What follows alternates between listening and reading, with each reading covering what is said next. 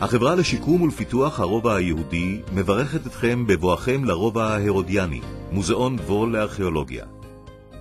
בואו נחדור אל עומק שכבות ההיסטוריה, אל יסודותיה של ירושלים. מסע מרתק אל ירושלים הבנויה בתפארתה, ירושלים שלפני 2000 שנה. אנו צופים בשרידי קומת מרתף של בית מפואר. בין שרידי הקירות מתגלים 3 פסיפסים. רצפת פסיפס מייצגת עושר. העיטורים המופיעים בהם מציגים צמחים וצורות גיאומטריות, ללא דמויות אדם או חיה.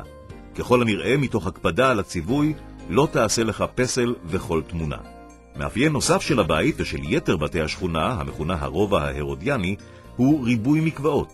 בבית הזה אפשר לזהות בבירור 2 מהם. בארונית הזכוכית משמאל מוצגות ידיות קנקנים, ועליהן טביעות חותם וסמלים של שמש דו-כנפית וחיפושית 4-כנפית. באחת הידיות ניתן לראות כוכב מחומש, שבין קצותיו מופיעה המילה ירושלם. בארון הבא מוצגים ממצאים מתקופת החשמונאים. היא התקופה ההלניסטית המאוחרת, לפני כ-2150 שנה, התקופה שעליה מסופר נס החנוכה. בפינה זו מוצגים ממצאים שנתגלו בחפירות בתים אלה ובאתרים סמוכים לעיר העליונה. אחד משיאי התצוגה הם 2 שברי טיח הנמצאים על הקיר.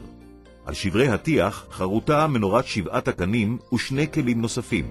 מכיוון שכאן גרו מי ששימשו בקודש, סביר להניח כי חורת דגם המנורה ראה אותה במו עיניו. לקראת סיום הגענו אל הבית הגדול, המפואר והמשומר מבין 6 הבתים שנחשפו באתר זה ואולי בירושלים בכלל, משלהי ימי בית שני. גודלו ותפארתו הובילו את הארכיאולוגים לכנותו בית המידות. ניתן להתרשם מהקירות שאותרו בטיח סטוקו לבן. העיצוב מתאר אבני גזית גדולות בעלות ציטוט שוליים, בדגם המזכיר את מבני הציבור הגדולים בני התקופה, ביניהם אבני הכותל. נביט אל ארון הזכוכית שלרגלנו.